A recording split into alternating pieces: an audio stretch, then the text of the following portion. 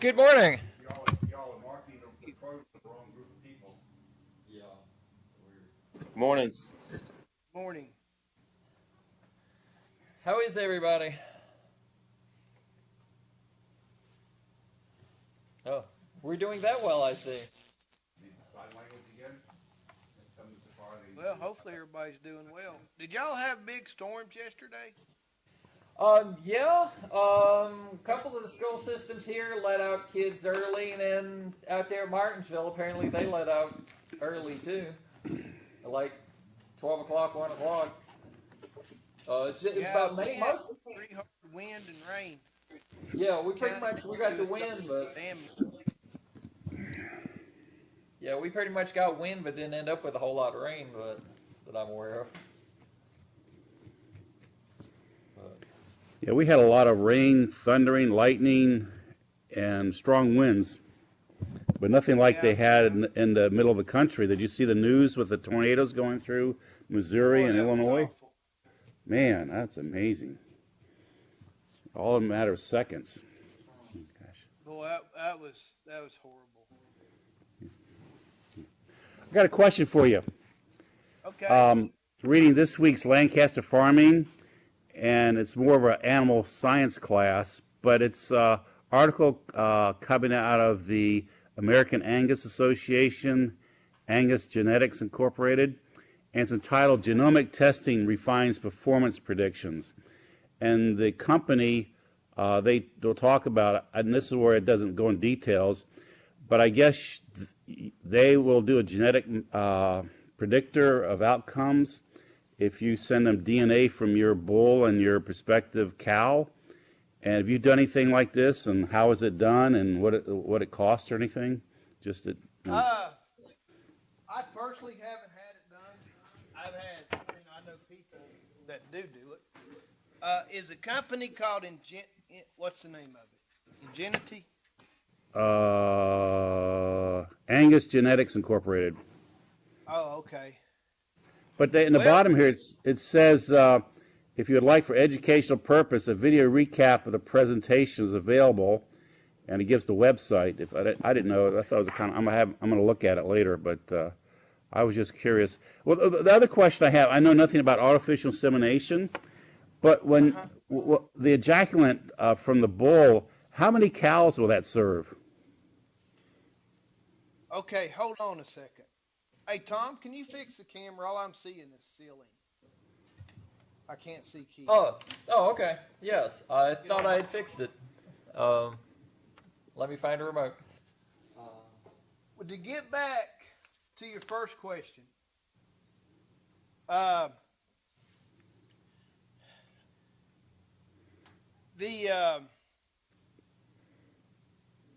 this genetic testing, the DNA testing,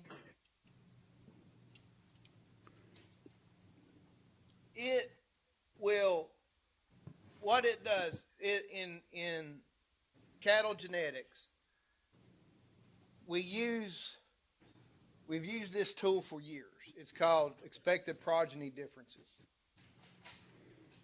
and this is data that's collected from the performance of the individual, performance of its parents and grandparents and half siblings, full siblings of all relations, and it's also if the animal has progeny and grand progeny, that data is used in the calculations as well. And it's a very complicated statistical and computer modeling process to do these EPDs, expected progeny differences, and that allows you to compare two bulls of the same breed.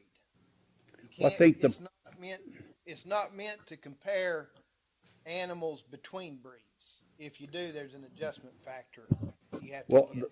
the basis of what I think in this article is this doing away with that with this simpler, more efficient way. It says right here, it says, what happens if I mate this bull to the cow?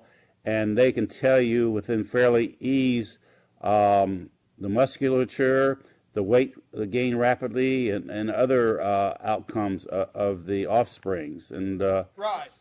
I just didn't know what's involved and what it cost. And I don't know how much it cost, okay?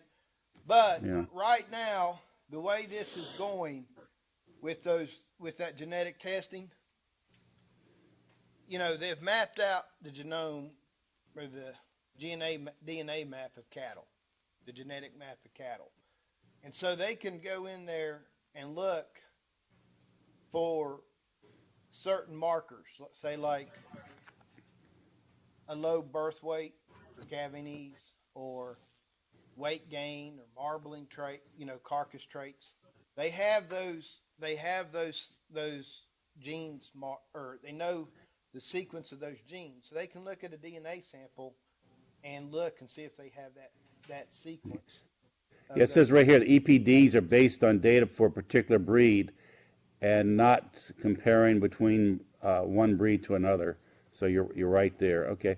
So getting back to my other question about artificial assimilation, Okay, one but bull hold, could. hold on. Let's finish your first question up. Okay. So right now, what they're doing with this, Keith, and unless this new company is going to change everything around, a DNA sample is fairly easy to obtain. You can draw, you can get a sample of blood, or, in horses, I've done a lot of DNA samples with horses. You can pull out the mane hair as long as you have the root. Wow. Okay. They can get the DNA from that root of that hair. And a bull will Now, let you do that. what's that? And a bull will let you do that. Well, you're not going to go do it in the field. Okay. You're going to have to run him up the chute and Okay. put him in the hitch. And either, if they can do it from a hair sample, that's fine. You can just yank out some hairs and make sure you have the roots. Or Okay. you can pop a syringe in there and take out a blood sample and send it. Okay. Whatever, it's not hard to do. And I don't know how much it costs. For horses, what they test for on horses typically are diseases, genetic diseases. And that test, I think it's about a 5 or 6 panel test. It costs about $100, somewhere around there. They say here they offer two tests. One is called Gene Sync, and one is Zoltis, and one's high density and low density, and I don't know what that means.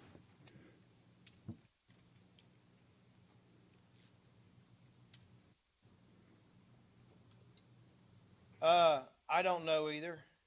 Okay. Uh, I'm trying to find. Uh,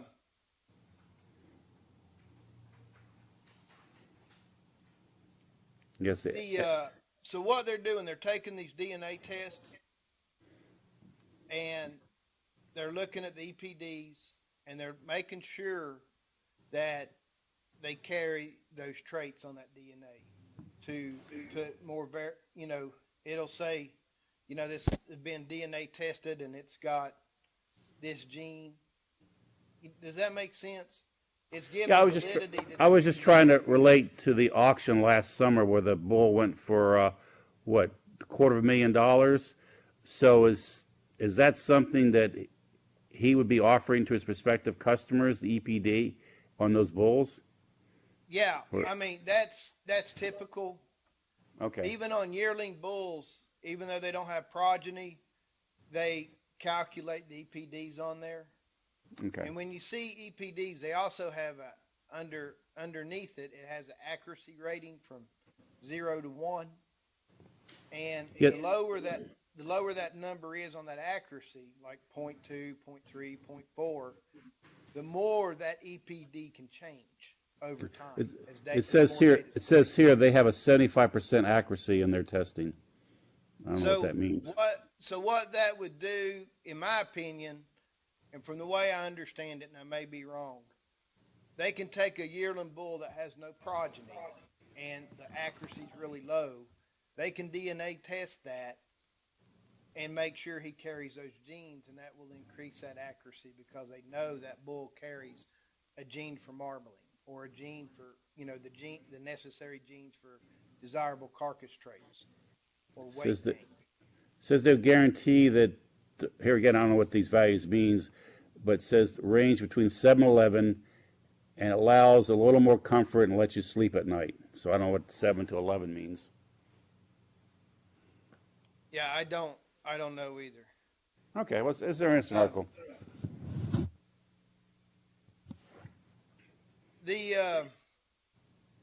As for your second question, I am trying to figure out, I'm trying to find how many cows one ejaculate can breed through AI. Tom, do you know off the top of your head? Do you remember? No, I don't. I've been trying to think of it, but I'm trying to do three things at one time. So, oops. Uh,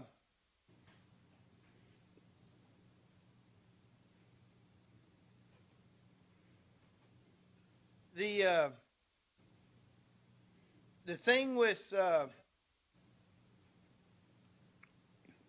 I typed it in on Google trying to find it, going through the different articles. That's why I'm kind of thinking or hesitating.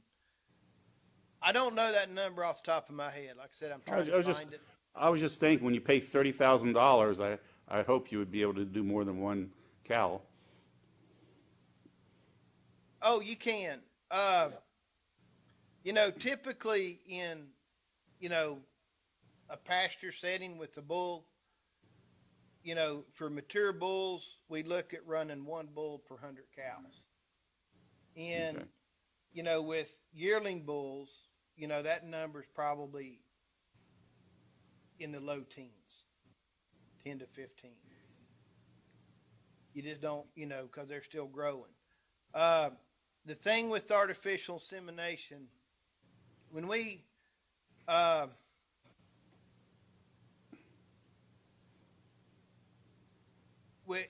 when you are AI a cow, or when a bull breeds a cow, the semen's deposited in the vagina, and that ejaculate, it's all there in the vagina, and it's got to work its way up through the cervix, through the uterus, and then into the uterine horns. And during that swim for that semen, a lot of them get hung up in the different folds of the cervix. They get hung up in the fornix vagina. They don't even make it into the cervix. And then some of them just can't. They go up the wrong horn and so on. But it only takes the one deal to do it, of course. But in artificial insemination, we bypass the vagina and we bypass the cervix. You deposit the semen right at the end of the cervix, right before the uterine splits off to the two different horns. So it's diluted, and they use an extender for the semen to continue to live. Usually it's an egg-based type deal. And it doesn't take as much semen. And I'm not for certain I don't know how many that can do. And I'm sorry, a yearling bull, this one is saying a yearling bull can handle 18 to 20 cows. In small pastures, you can go one bull to 50 cows, but most people still go one bull to 25 cows. Okay. But the yearling bulls, you can go up to 20. Although some people push that, some people don't. But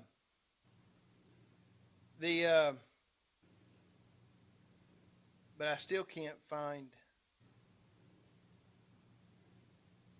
I just can't find that answer to you. Okay. Well, thank you. All right. Let's see here. How many cows can a bull?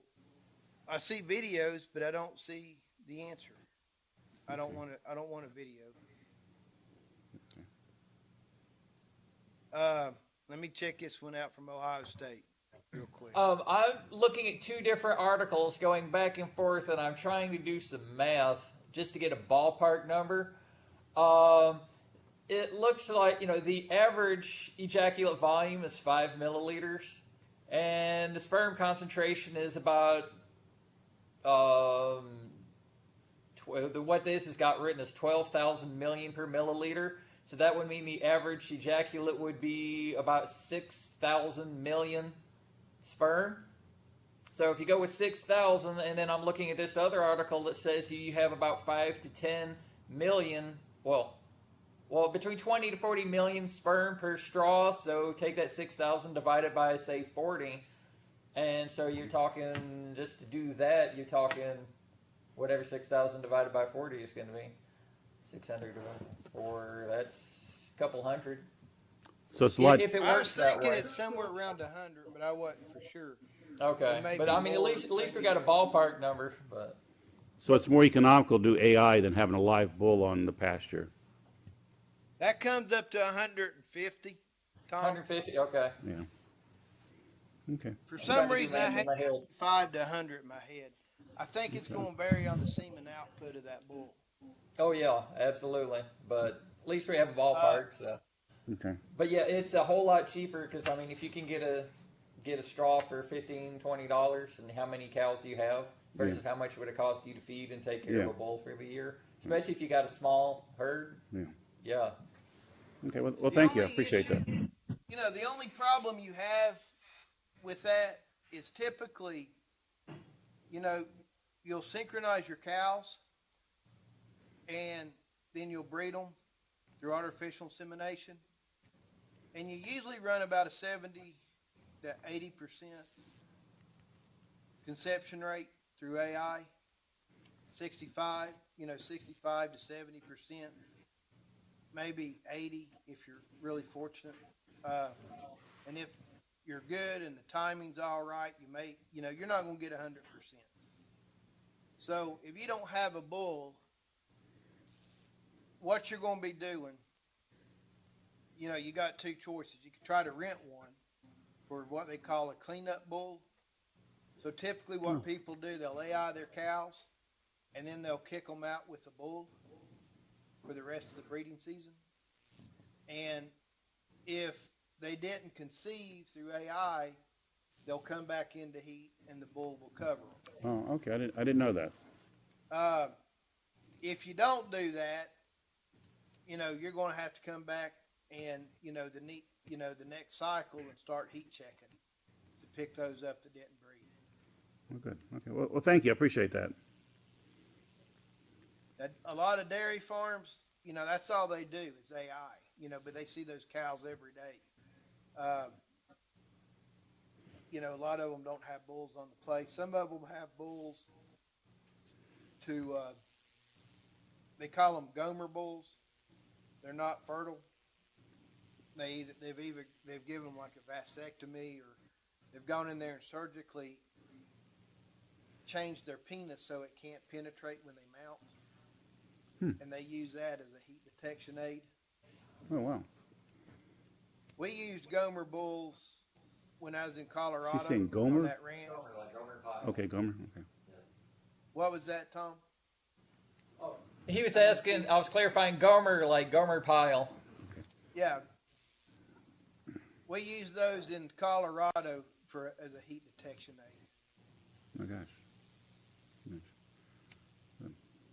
But anyway, any other questions regarding that? I have another question related more to our current topic about hiring, job descriptions and stuff. As a restaurant, I go to quite a bit here in Mecklenburg County. And my question is how much control do you have over the employee once you hired them? And how can you prevent this being a problem in future hires? I don't know if you can put in the job descriptions, but I go to one restaurant that I eat at quite a bit, and they have a young lady there that's been there a while. She has gone and gotten her body tattooed and gotten body piercings all over. And to me, it turns me off. It's like I never want to go back to that restaurant if she waits on me. And I was wondering if, you hire somebody that doesn't have tattoos and body piercings and they show up one day with those, what control or what can you do? It doesn't interfere with their ability to do her job, but I would say probably turns off a lot of customers like me. Yeah, it turns me off too. I'm with you on that. You could institute a dress code. Okay. There's some companies that have dress codes that that show. They say there's no visible tattoo showing, and no more than you can have your ears pierced, but all other piercings have to be removed, Okay. or And other this, rings or studs have to be removed. so is that something you put in the job description? Must conform to dress code, or I don't when you know if I advertise? would put it. You could put that in the job description, I guess, but you could just stick it in the company policy.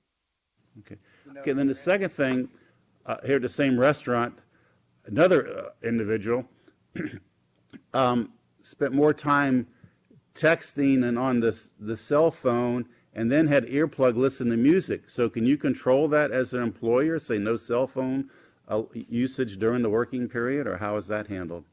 You bet you can, because they're stealing your time. Okay. So here again, where do you put that in the policy? I would. And then what infractions if you catch someone using or texting during working hours? What do you do? Suspend them for a day, or dock him for an hour's pay, or what control authority do you have over that? That would depend on your policy for discipline. You know, you could give them a verbal warning the first time. Second time could be, you give them a written warning. Third time they're suspended. Fourth time they're fired. Okay. Yeah, and make sure you Or have you that could have a pathway. policy, no cell phones at work at all, period. Yeah, and And make if sure they you had have an that emergency policy. to come in, they would have to call the restaurant or the place of work, to let them know that there's an emergency. Okay. I have one last question in regards to dress. In this hypothetical case, suppose you hire a young lady, and then all of a sudden she goes through a religious conversion and she's Islam, and she comes to, I don't know what the proper name is, but comes to work with the Islamic clothing on. In my area, that would be a definite turnoff to prospective customers.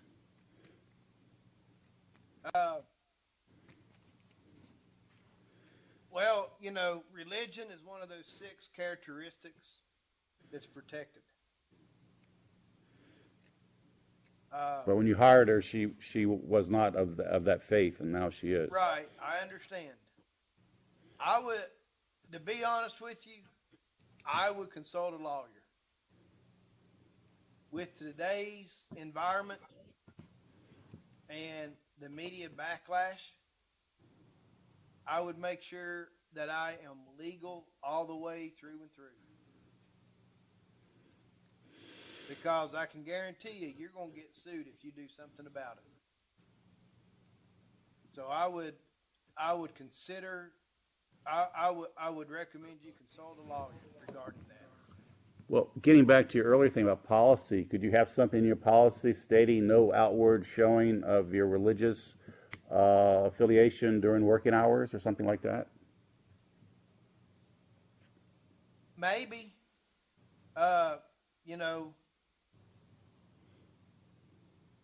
you could. But a lot of people have a necklace with a cross on it. And that's not, I don't know. I guess you could do that. I would consult a lawyer. Which, if you did it, you'd have to be consistent, like you said. No expression of religious, no wearing religious paraphernalia. But the problem is, like, for the hijab, the headdress that the Islamic people wear, it's not just religious, it's also cultural, too. And then you sort of are starting to get into, well, you're telling people that they can't express what religion they're wearing, but it's okay for people to express what rock band they're wearing by wearing an AC/DC t-shirt or that kind of stuff. So it's like he says, you may want to talk to a lawyer. Either that or just have a uniform. Yeah. If you Just if get you're the really dress worried about a code heavy with uniform and in the uniform dress code, it's like you wear this shirt, you wear a black button down shirt with no logos on it, you wear khaki pants, and you don't wear jewelry, and you have that in there, and but you got to make sure that you're not by saying one thing you're expressing some kind of hidden bias in there, because you could be an atheist, so you're saying I don't want people showing off their religion while you're promoting atheism in a way. So you got to make sure you're not promoting anything rock and roll, chainsaws, bunnies, John Deere tractors, as well as religion in their clothing. Well, I'd be approaching this from the idea of the employees there for my benefit to help me make my bottom line for return on my investment. And so I feel like they should conform to the dress code or appearance to fulfill my goals and not cater to my employees' whims. Yeah, yes. So what you need to do is I mean, make it's no make sure. different than you when you were a salesman. You wore a suit and tie every day. That was your dress Right. code. Exactly, and I couldn't have facial hair, and I couldn't, there's a lot of things that I couldn't do. Mustaches were not allowed, for example. Yeah, which you can make your dress code a little bit kind of what you're saying, sort of whatever rules you want to have, but you need to make sure that they make sense. Like it makes sense to not wear a necktie in a machine shop because the tie can get caught in the Right. machine, or it just, the whole, not having the tattoos and that kind of thing. That one's a little bit iffy because, like you say, it doesn't keep that waitress from being able to serve food having a tattoo on there. But the waitress thing is kind of a self-correcting thing to a certain extent, because if the waitress is coming in with the tattoos, that kind of stuff, and a bunch of your customers are turned off, a lot of those customers, when they come in, are going to choose to sit in another person's section. They're gonna, if they really don't like that person, they're gonna ask to sit in another person's section instead of sitting in the section of the one with the tattoos, or they'll end up giving a lower tip and that kind of stuff, which is going to be influencing that waitress's behavior, maybe altering her decision to keep working there. But there again, but beforehand, you can have the policy, which I can't remember who, but there was a policy the other day I was looking at. The company said you can't have tattoos that show. It's like nothing above the collar line and nothing below the sleeve line of a short sleeve shirt. If you got any other tattoos, that's fine, but we don't want tattoos that show. But then you got to be consistent about it. But unfortunately, you a little bit kind of have to have a legitimate reason for it. And that's where you kind of maybe need to talk to a lawyer, because, I don't want my employees to have tattoos because I don't like tattoos. Well, The thing is, in the food service industry, we think about cleanliness, right? Right. And it makes me sick. And I go into McDonald's or to a restaurant, and whoever's waiting on me or even taking my order, they've got tattoos up and down their arms, and they've got all sorts of piercings. I mean, what if they're infected? Yeah. It's not, to me, it's not good for food service. There's an article out recently. In the world, it's not good. It's not very professional. There's an article in one of the health magazines that said body piercing and tattoos was the leading cause of hepatitis C. Right. It's unhealthy. Yeah. Or it could be if it's not done properly. And I hope I'm not offending anybody that has a bunch of tattoos. When I worked at the unemployment office, or the Virginia Employment Commission, excuse me, my hillbilly language comes out, the unemployment office. There was a guy that came in on a consistent basis, like once every couple of weeks, whatever. And he had a tattoo smack dab in his forehead, above his eyes. He had an eye tattoo. The eye, the shape, of your eye, then the eyeball and the pupil, the whole 9 yards. Eyelashes, eyebrows, the whole thing. Had his head shaved, and had a few piercings. And he told me one day, he goes, I just can't find a job. And I said, well, of course you can't. You know, everybody keeps looking at your third eye. You know, you're like a cyclops.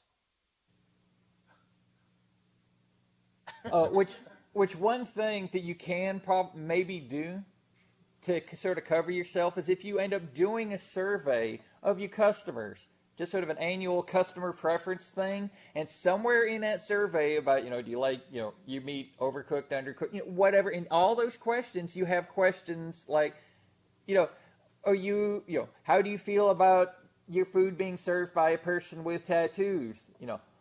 Love it, doesn't really bother me, kind of makes me squirrely, hate it, those are your choices. And then if you have that kind of data, then you can use that in part of your selection process for wanting to hire somebody or something. You can say, well, this is going to fundamentally impact my business because surveying the customers that I have, 85% of them say that it freaks them out and they don't want their food served by people with tattoos of eyeballs in their forehead. That's So a good idea. if you did that kind of thing, because that's making the rules need to make sense. And they're not going to force you to do something if it's going to negatively impact your business. And so in this case, you're going to be setting that rule because the reason I'm not having people with tattoos is because it will negatively impact my business. It's nothing, that way you have it's nothing personal, but I've got to sell to these people, and that's what those people think. And I'm here to make business selling hamburgers, not to change people's minds about the way they feel about tattoos. And then that would be your argument to put in the policy, no, for your existing workers, no showing tattoos, no body piercings, and so on, and for you to use that as a selection criteria when hiring. At least one last question. Getting back to the policies, when do you review that? After you make the job offer to the individual, or contingent upon that prospective employee agreeing to those policies before you make the job offer? Well, in your job offer, you're going to tell them, this job's contingent on you passing the medical drug screen and credit check if that's what you have, because you're not going to run those until you make the offer to the person. You may say it in the announcement, must be able to pass these checks, but you can put some contingencies on that job offer. You have to abide by the company policy.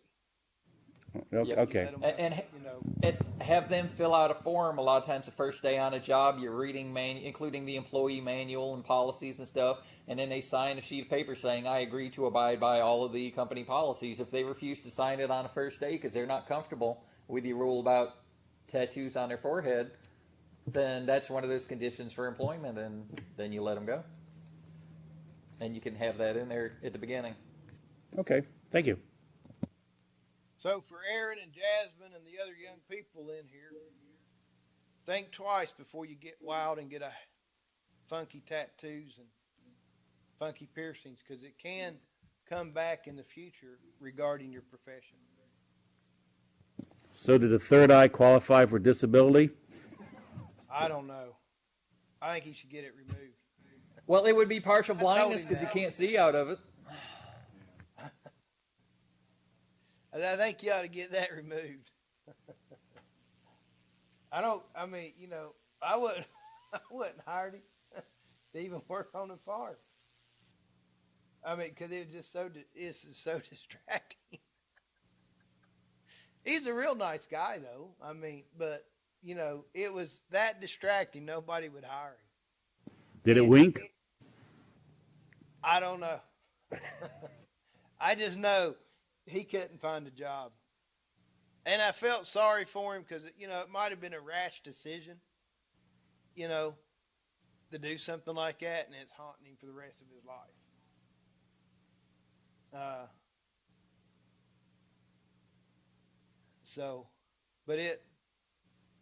I've never seen one like it since, and I hope I never do.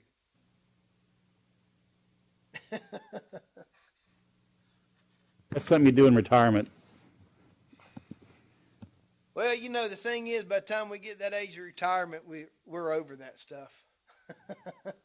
Well, we need to express ourselves and show our individuality. Phase of our life has already passed.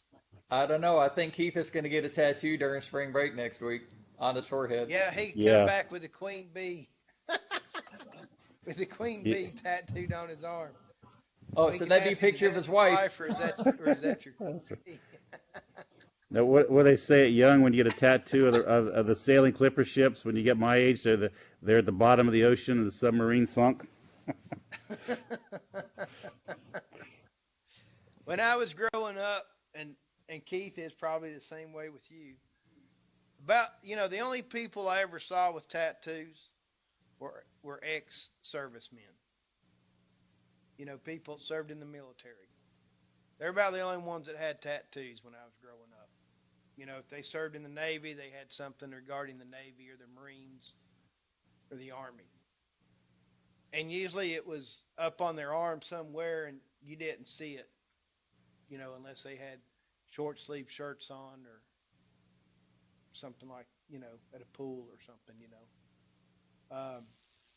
But it's a different world today. But that's just something, to think about, with things that you do, guys, that can impact your future job prospects. Tattoos and piercings, to express your individuality, but, with what you want to go into, is it going to look professional? Is it going to be safe? And is that going to hinder you getting a job? Can you cover it up? Drunk driving's another one. You get a drunk driving charge, man, that haunts you forever. It's going to cost you about $10,000 to get out of it. You got lawyer fees, you got fines, you got what's that class you have to take, you have to pay for. Then you got increased insurance rates for the next 5 to 6 years. A friend of mine went through that, got caught drunk driving, and he was a manager at a farm, and company insurance wouldn't allow him, wouldn't cover him now. He couldn't drive a company vehicle for 5, 6 years until all that was gone. And he was a manager. So he lost his company vehicle. He had driving restrictions. He's still able to drive for work only, but that's it. I mean, it really affected him. And he told me it costed him about 10 grand, 10 to 15 grand total, with the insurance and the lawyer fees and the fines and that class he had to take. Not to mention the hassle that it caused him at work. He was lucky he didn't lose his job. So, make sure you don't make any dumb choices or doing things stupid, because it can affect you for years to come and can affect your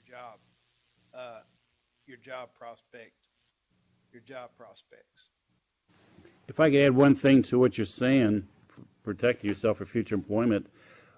In my experience, when we do background checks, we had an outside company that we would hire did this stuff, and one of the things they go into social media. And if you have any postings, derogatory comments, or any appropriate behavior, say something you did in high school, maybe you might be binge drinking or running naked or something, that shows up, and you could, be the best candidate, but we wouldn't hire you. Yeah, that's a good point. Be careful what you put on Facebook, or what are these other deals, Twitter and stuff.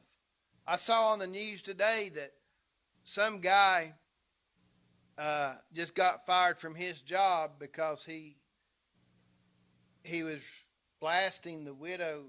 He was referring to President Trump's speech the other night, and when he was thanking the lady whose husband just died in that last SEAL operation, he recognized her and the sacrifice that her husband made and the sacrifice that she made, and he blasted that. His company saw that on social media and fired him for it. That's a good thing because I can't see anybody complain against that. I was a very emotional moment. It was, wasn't it? Yeah, 2.5 minutes standing ovation. I mean, he gave her a really good tribute, and it was heartfelt, and it was emotional. And what really ticked me off were those Democrats that didn't stand up or clap, Yeah. or is like they were protesting as well. I mean, there's just no need for it. I don't care where you're at politically. The guy gave his life for our country. And that includes both Republicans and Democrats. Exactly. There was no need for that type of behavior. That was childish, immature behavior for people to act the way they did. So, in that case of the guy getting fired, I've heard so many stories about that, about people getting fired because of stuff they put on Facebook or Twitter or whatever social media deal. So be careful what you put up there, guys. It it can really affect you.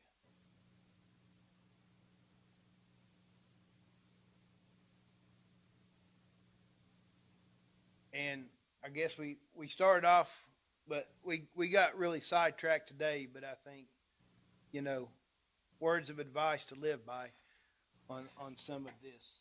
Uh, Tom, you have anything, Dad or Keith? Any other words of advice for our young bucks in the class? Jasmine and Aaron. Make all the money while you make all your money while you're young, so you can enjoy it when you get old. And stay in school as long as you can, because once you get married and have kids, coming back is a whole lot harder. But otherwise, no, not at this point. You know, I was talking when I was at Tech, and I'm just like everybody else. I was a broke college student. I was going to Tech. I was working, uh, just trying to get through, make ends meet. And I had it was like a time of midterms or something. We had a bunch of exams coming up. My brother called me. My older brother called me. And so we were talking, and I was kind of belly aching about my situation. And he listened. And he said, Dwayne, college is stressful. He says, I was there. I worked. I had to deal with midterms, papers, and everything. I know what you're going through. He said, but it's a whole lot easier now than it will be when you get married and have a family. It's a whole different ball game. You may consider it stressful now, but I'm just going to tell you, you better enjoy it because it's a whole different world once you graduate. And by gosh, he was right.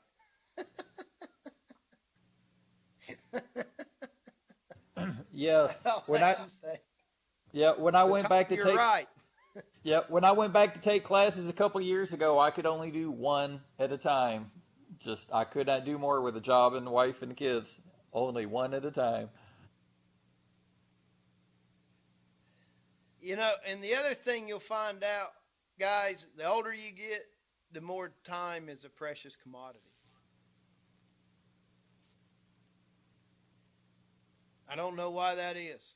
I don't know if because the older you get, you got more of your life behind you and it just seems to go faster, or you're older and you can't get as much done, or you got a lot more people pulling at you, going different directions at the same time. I don't know. It's a combination of them, I guess. I know I can't get as much done as I used to. It's called growing older. I know. I wonder what it would be like to wake up and not hurt. You know, it's been several years since I've experienced that. To wake up and not have any pain. That's sad. Enjoy your youth, guys. Um, all right. Um, I wanted to finish up a little bit with chapter 10 on supervisory power. Going back to this Milgram experiment. And Isn't that chapter 9? I thought it was chapter 10. It may be chapter 9, but whatever it is, supervisory power. I don't remember what chapter it is. For some reason, I had in my notes it was chapter 10, but I may be mistaken. But we ended class the other day on obedience and why people obey. And, you know, we talked about this a couple class periods ago. You know, we really want to prevent the abuse of power. So, you know, we can do trainings, we can have grievance procedures, you know, if our workers are upset, they can file a grievance. We have a established disciplinary process. We can rotate supervisors. We can have a committee on ethics if our operation is big enough to have committees. But, you know, and we can also train our employees as well. And let your employees know your code of honesty. You know, and if you're ever asked something to do something that you feels wrong or is not right, you know, instead of saying, hey, this is wrong, you can say something, hey, I don't feel comfortable doing this. You know, it just kind of goes against my integrity.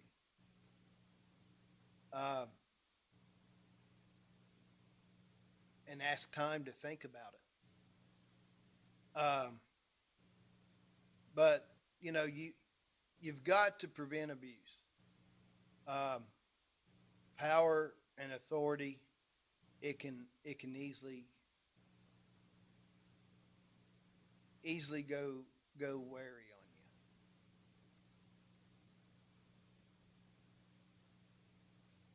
you. The book talks about doing work order forms, you know, when you're delegating authority out to other people.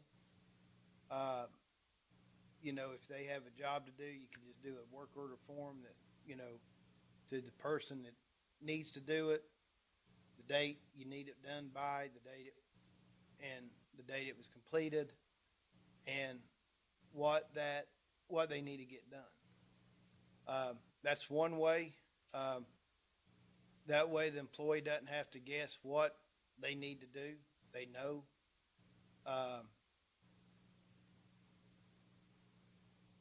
You want good communication. You want everybody to be on the same page and there's no questions. And you want to be able to allow those individuals to complete those tasks. And you as a supervisor, you know, when you delegate that out, you just need to make sure you give them the tools and to be able to complete those tasks and be there for support if they need it. And, you know, some people feel uncomfortable going up and following up to see if they've done that. They feel it's being distrustful. And that's something, you know, once you gain the trust that person's done it, you know, you may have to do it for a little bit until they prove they're trustworthy. And that's one reason, you know, that work order form could come in, that they just turn it in when they get it done. So anyway, you know, communication, effective communication is crucial.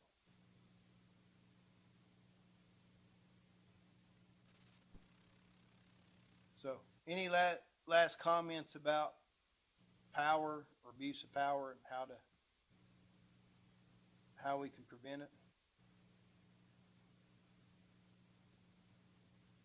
The only thing is you might be right, but you'll end up paying the ultimate price because you will be on the list, and any little infraction down the road will probably cause your termination. With the work orders?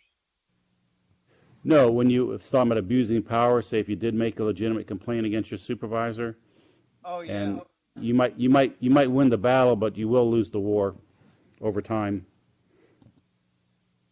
You know, and that's a unique perspective. You know, a lot of times, you know, we just kind of deal with it because we don't want to be that big bleep on that radar screen or make waves. Um, you know, and you just deal with that abuse, uh, or you know, not being happy with that supervisor, just not to, you know, hurt your chances in the future, I guess. Uh, you know, and a lot of times we find ourselves doing that. So, you know, it'd be interesting to know how well those grievance procedures really work. You know, if there's a true case of that, I think they're effective. But, you know, somebody gets their feelings hurt and they file a grievance procedure. Come on now. You know, everybody's going to get their feelings hurt. That's just life. Life's not fair. Um, but, you know, even like when I was managing that farm, you know, it was difficult for me. I never did say nothing. You know, I got along real good with my supervisor, and I know why he did the things he did. Uh, but it sure made my life difficult because, you know, I was at one farm, but the managers on another farm, man, they liked to drink on weekends, go out and get drunk. And if anything happened on that other farm, my manager called me to take care of it because they were laid up drunk or laid out drinking or too hungover to do anything. Uh, so, you know, we had the jobs had to get done, and you know, especially if it was involved livestock, it had to be done immediately. You know, if they got out on the road or calving issue or something, um, I'd have to go over there to do that. And you know, yeah, that's part of my job. And but I was the one, you know, because I didn't have, you know, I don't have an issue with alcohol, and my boss could always count on me whenever that I could go drive because I didn't drink.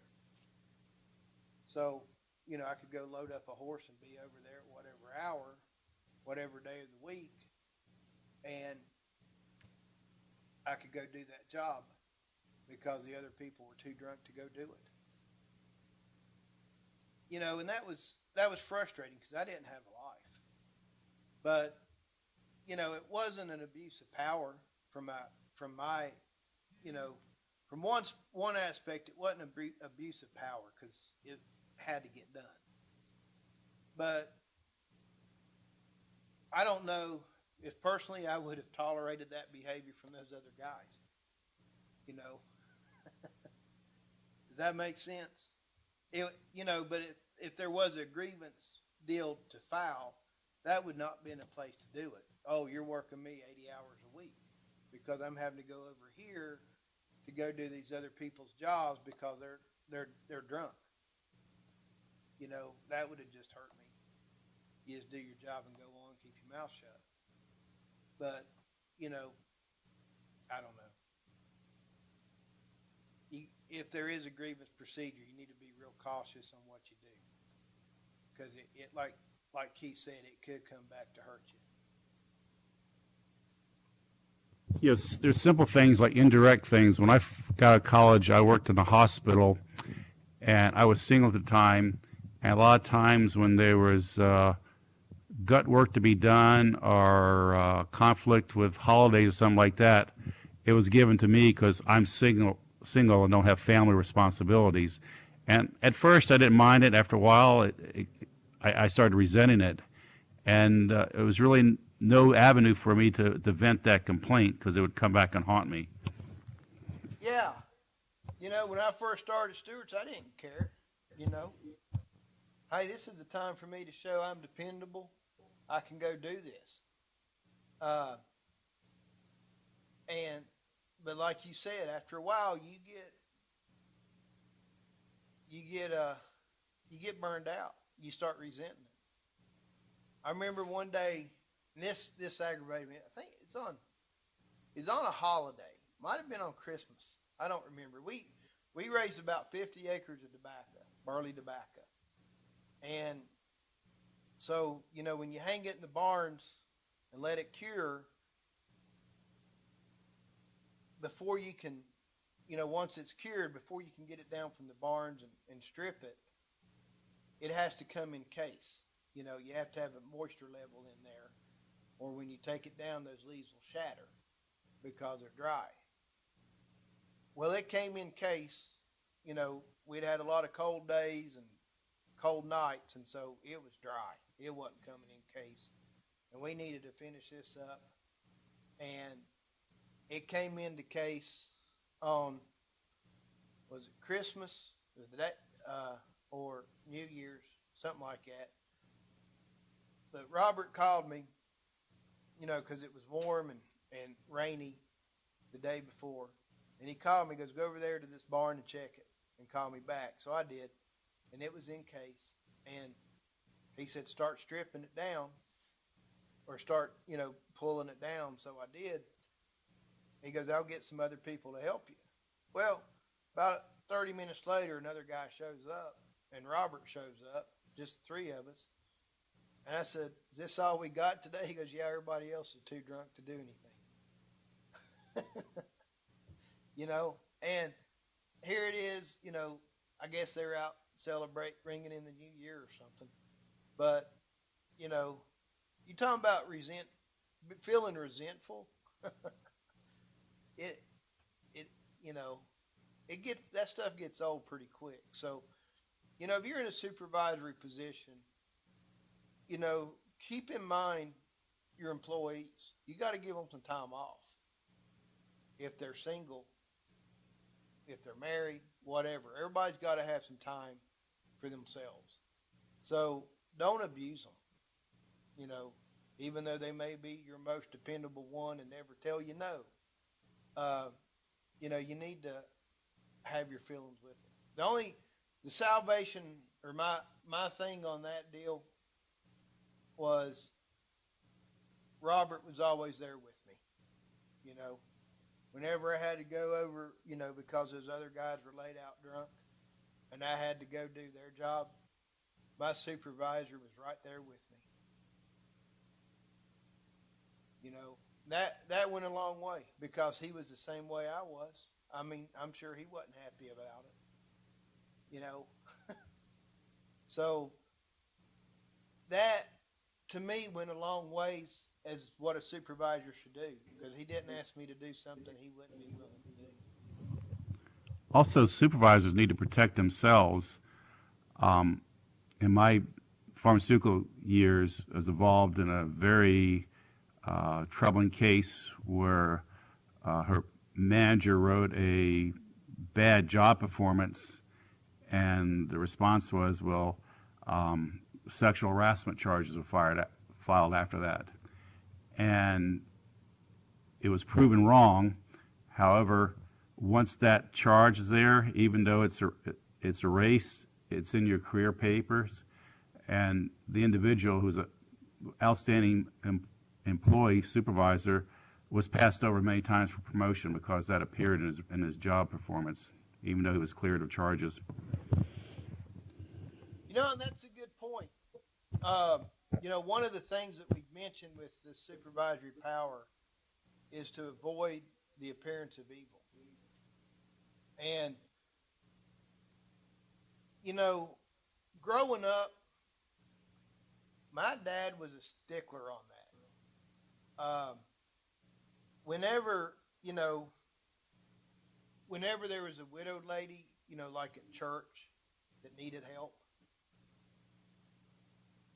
and, he'd go to help them, but he never went by himself. It was always, he always took one of us kids with him. Whether we were giving the lady a ride to church or going over there to cutting her grass or whatever it was, there was always 2 or 3 other people with him. He never allowed that one-on-one instance or one-on-one deal where people could talk. Um, and it was the same with the way he conducted business. But we got to remember, at work, but we got to remember that was several years ago. Today's society's different. You know, I remember my cousin telling me, he said, it's real odd. He was a purchasing agent for General Motors. He goes, you're used to going out to lunch with sellers, trying to sell you stuff.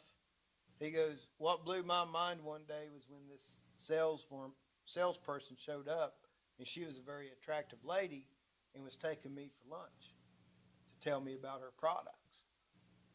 He said, that's pretty uncomfortable. I wanted somebody else there with me so nobody could talk.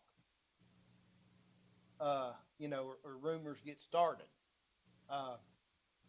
So, and then my wife, like now, my wife will go with her boss.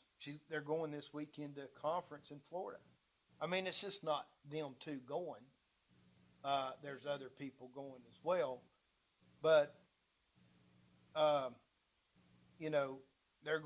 they're flying out. They're on the same flight tonight to go to Orlando to this medical conference they got to go to. But, I mean, I got full faith in my wife. There ain't nothing going on. Her boss is a whole lot, he's pretty much close to retirement. But, in years past, that might have been different. So it's that appearance of evil and being one-on-one with the opposite sex. That's a common occurrence now. And you've got to be real careful for that sexual harassment charge. Yeah. I, for one, here at the college, my office door is always wide open. I'm never going to be in my room, even if a student comes by or whatever, I'm never going to be in there with the door shut. So at least, there's the cover, nothing's happening because that door is wide open and anybody can be walking by at any time. Because especially for like a teacher, because I used to teach in the middle school, so I learned this early on. All it takes is the accusation. An accusation completely made up by some sixth grader or something like that, and your career as a public school teacher is over. I mean, so you have to be careful on that kind of stuff, especially, depending on the job. If you're going to be out there where you can be alone with somebody, be very, very careful because you can just make them mad and they can throw that at you and you're ruined. Yeah. And now, like you said, public school systems and in today's society, you can't even do that within the same sex of having a kid in your room, or you shouldn't. You need to have somebody else in there because the little boy or the little girl, either one, could make those accusations. Yeah. Sometimes if I got to have a private conversation with somebody, we'll go out to the sidewalk. So we're standing out there. Nobody's close enough to be within earshot, but we're in wide open spaces. So people can see us. They may not know what we're talking about, but they can see there's nothing going on.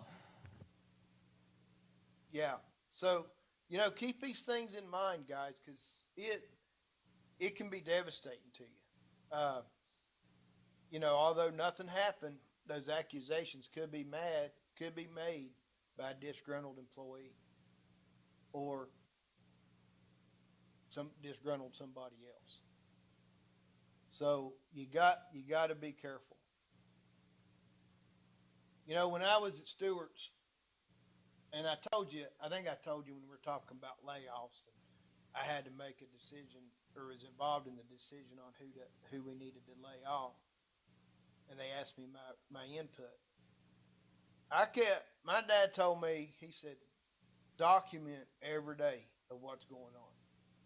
And I kept a journal of what happened, if cow number 33 died, I wrote it down. Or if I had so many calves born, I wrote it down, and I had to write it down in my tally book as well. Don't get me wrong, but I had it wrote down in my journal. I had anything wrote down that could be you know, issues at work or, you know, any type of anything, you know, I just kept a detailed journal of everything that happened while I was there. So if there was any issues or any legality stuff, I could pull out that journal and say, okay, on such and such a day, I had 5 dogs in the sheep, and these are who, you know, and these are the descriptions of the dogs. This is what happened, how many sheep killed, whatever it was. Or if an employee, that one guy is always trying to undercut me, I kept a record of that. Every time he backstabbed me, you know, I didn't say nothing. I just kept my mouth shut. But I kept a detailed documentation of everything that went on. And it wasn't because I had it out for him. I was just trying to protect myself. He had it out for me. And he was trying to make me look bad. So, you know, I wrote down my version of what happened, just in case. Now, never did have to use it, luckily, but I had it in case. And that's just something I've done, just in case. Luckily, I've never had to use any of that. So, Yeah, another area to be careful of is sharing pearls of wisdom here as I'm reflecting on things you're saying. A lot in my career, I was always I was commissioned, and I had an expense account, and I had to travel quite a bit, and I sometimes would run up several thousands of dollars between expenses. I remember one month, I think I had close to $10,000 worth of expenses, and a lot of people were terminated over their expense reports. And you think, well, lying, cheating, and submitting false documentation. That wasn't a thing. There was a part of the thing, the valuation, called utilization of company resources. And where most people got in problems was going out and expensing a $100 bottle of wine with their dinner at night when they're traveling, or instead of staying at Motel 6, they were at the Four Seasons, or when they had a couple nights, they had their week's worth of laundry done and expensed it to the company. You know, stupid stuff like that. I never could understand people why they did those things. You know, they may have made $100 or $200, but jeopardized a six-figure salary. you know, I don't either. You know, I've always, you know, when I've had that type of responsibility or that type of stuff on me, I always looked at it, if this was my money, how would I treat it? And my frugality would always come into play. So, you know, I didn't have an issue with that. You know, I wouldn't stay at expensive motels. I guess it's just the way I was raised, you know, treat other people's money the way I treat mine. One time when this program first started, they sent John and I up to Ohio State University for about a week for some type of training that they did. And, you know, so it didn't cost us nothing. And, you know, we stayed at the hotel that they recommended. It wasn't nothing fancy. It was just a simple hotel. And they had a shuttle service to the meeting. So we took it. But, you know, we had an expense account on food. And John laughs at me. He said, here we were with this big, you know, this expense account. Dwayne was too tight to go enjoy a nice meal on somebody else. But, I mean, but John didn't do anything I didn't do. I mean, you know, he didn't go extravagant on anything either, but he just laughed at me because I was kind of, you know, I'd always go the cheaper stuff on the menu. And he's like, that's that tightness coming out. I'm like, well, if I was paying for this for myself, this is what I would get. Or when I've been in job interviews, that's one thing too, like when I was interviewing for jobs or uh, particularly when I was in Nebraska, went out there to check out grad schools. And my major professor took me out to eat. He goes, get whatever you want. And, heck, that's, you're a broke college student. Man, you could get filet mignon, whatever you wanted off this menu. But, I just got whatever he ordered. You know, I wasn't going to go more expensive than him. That was just a courtesy deal that I was taught. Were you taught the same way on that deal, Keith and Tom? Well, actually, there's a reason behind going out with dinner to take someone out to lunch. One, you look at their table mannerisms, and one of the things, do people salt their food before or after they taste it? That means a lot. If they put salt on before they taste it. There's a lot of psychological thing going through how they cut their food and stuff. And the big thing is you did exactly right. You emulate if the person's ordered a hamburger, you order a hamburger or something that doesn't cost any more than a hamburger. And as I moved up the chain, the interviewing scenarios final for upper management, one of the things you'd go through and they say, okay, let's take a break, let's go out and play golf. And you think, like, what's going on? A high pressure meeting, this and that. So you go play golf. And you know what they were looking for in playing golf? No. Honesty. If you cheat at golf, it meant you would cheat in work and cheat your customers. So somebody's always keeping a mental track of your strokes. Huh. So it's all kinds of psychological games. Yeah, all kinds of psychological evaluations that you're not even aware that's going on. And the biggest thing go through, we would have people come in for interviews. We'd have them, say we'd go to Atlanta, we'd have them at a real nice hotel and something, and we had people come in, they check in and stuff. And we had somebody in the lobby evaluating the person once they arrived, how they appeared, what they do, how they interact with the staff at the counter and all this stuff. Because a lot of times when people come to the interview, they got their best game face on. So then sometimes we'd put a little stress on them or something like that.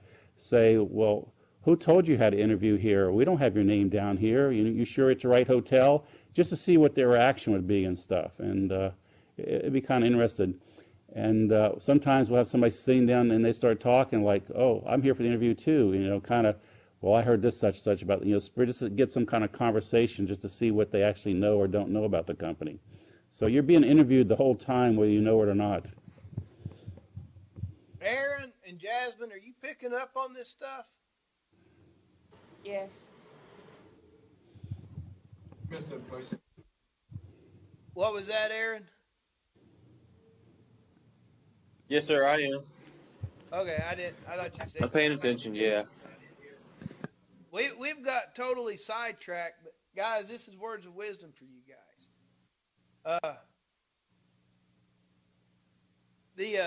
I'd heard about the salting of the food before, Keith. And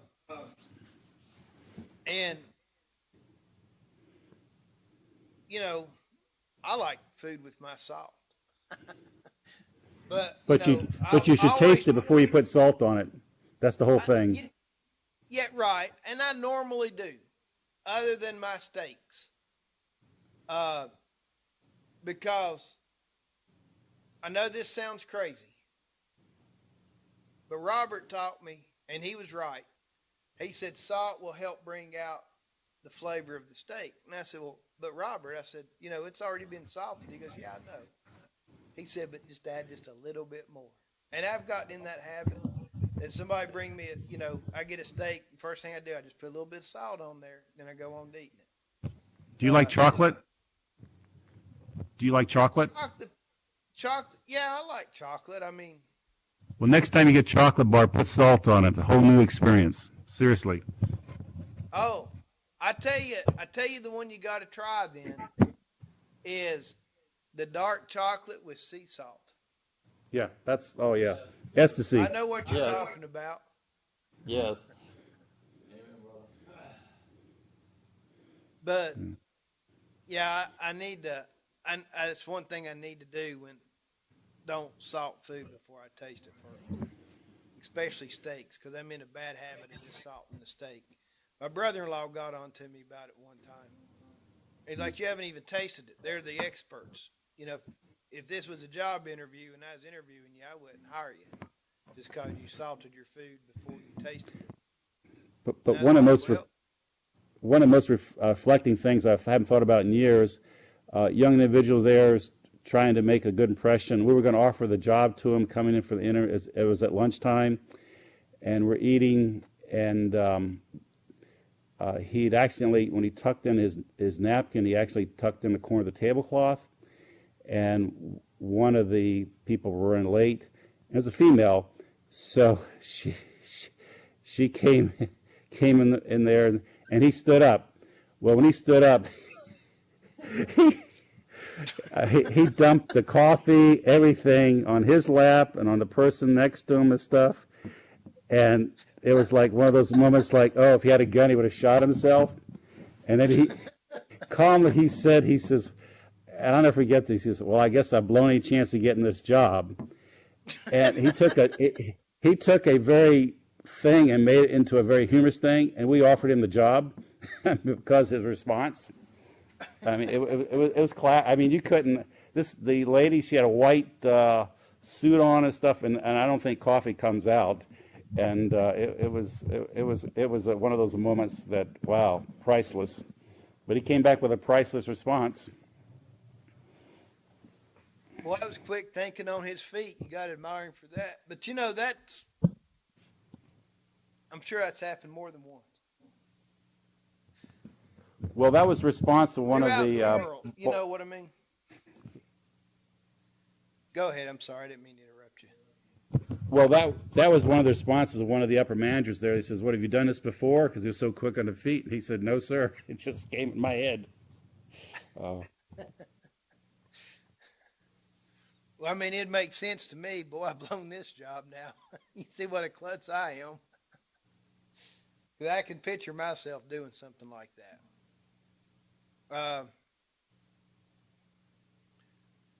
Well, today I kind of had planned as wanting to finish up that chapter, you know, talking about abuse of power, and then go into the next one about conducting effective meetings. But we kind of got sidetracked, and that's okay, because I think today, guys, you know, you learned a lot about job interviews from the moment you get to a hotel or at a restaurant, and you got some real life experiences thrown at you today, mainly with me and Keith. Aaron or Jasmine, you guys have any stories you want to tell?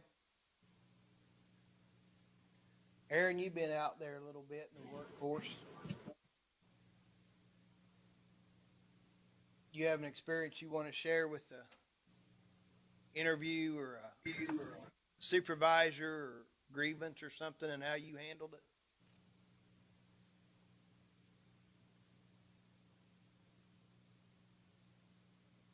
I did have one discrepancy with my manager of one of my previous jobs. We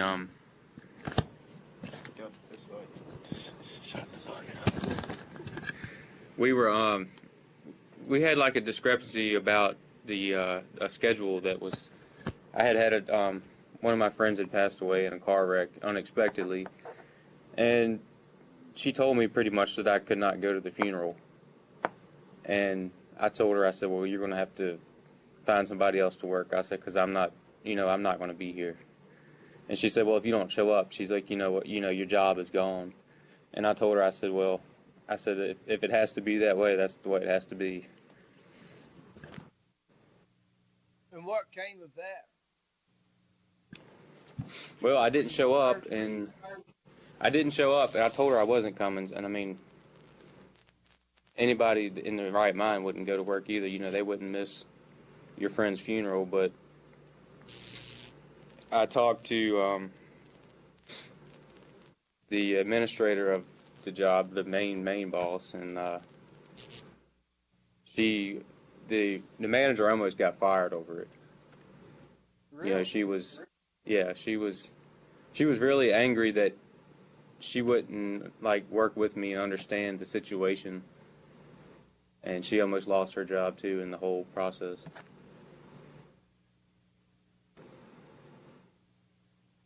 So yeah, I've had some discrepancies with some previous work. And it was all over a schedule. And well, I mean, it wasn't even a scheduling problem because it was just something that came up out of the blue, you know, and when things happen like that, you never know. It's no way to predict something like that. No, there's not. And you know, I've always been fortunate that my supervisors and bosses considered my feelings and what I was going through, and I never had any problem or issues of taking time off. The one time I did, and you know, it was understandable. Uh, this lady I worked with when I was at the unemployment office, uh, she worked there, and her dad died, and I went to the. I couldn't get off to go to the funeral. I went to the funeral home the night before, but I couldn't. My boss wouldn't let me off to go. Um, and the reason being is because he was going to represent the company, and his boss, the main boss, was going, and she was gone, and you know there's going to be several people there, and the office needed to be manned, and that was the only reason, and I understood that. But it still kind of bothered me because I'd graduated from high school with this girl, and her brother graduated a year ahead of us, and we were best friends. So I was always at their house. They had horses, uh, and you know, always hunt. We were in FF. We were all three in FFA together. We were all three in 4-H together. I'd go help them put up hay. You know, we were always doing something together, and so I knew her parents really well. I knew her dad really well. Um, but and I knew her brothers and sisters, and you know, my older sister graduated with her older brother or their older brother. So you know, I mean, I knew them more so than you know than just that casual relationship. And but I didn't get upset that I didn't get to go. I wanted to go, but I thoroughly understood why I couldn't because several people in the office were going, and we had to have the office just needed to be staffed. It was that simple. But he needed to go, and his boss needed to go, and of course she was gone. But you know that was okay.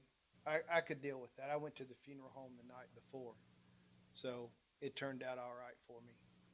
But other than that one instance, and that was fully understandable, so I didn't have an issue with that. But my supervisors have been pretty understanding.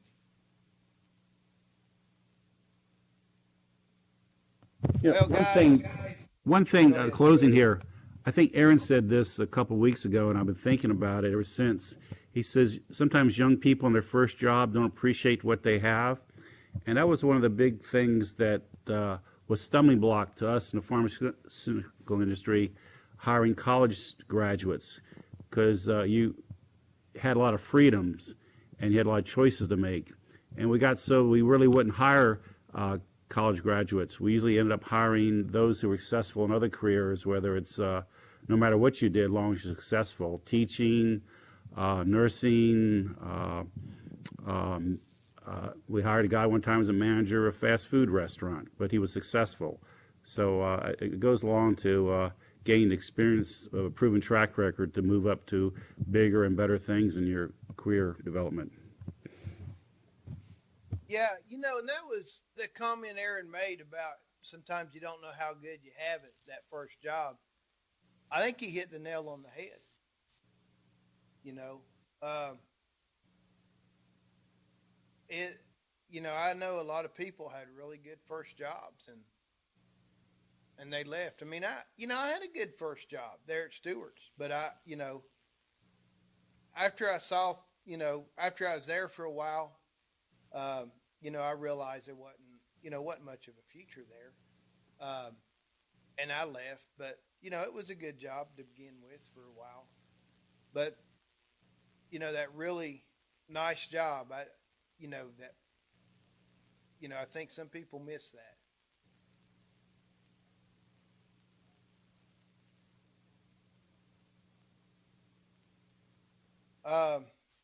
Well, next week is spring break, right, guys? Yes, it is. Okay.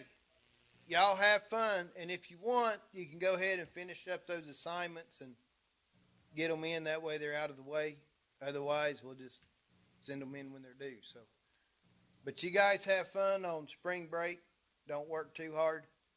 Uh, I guess that's probably what we're all going to do is just work. And Yeah, I'll be at Southern States. yeah, Jasmine will be at Dollar Tree. I've got horses coming in this weekend, so I'll be on horses and cleaning up the mess from yesterday. And I guess Keith will be looking after his bees. I guess they're starting to probably need another feeding or making sure everything's good. So, everybody be careful and have a good spring break. And I'll see you the following week, and I'll get that exam on Blackboard. And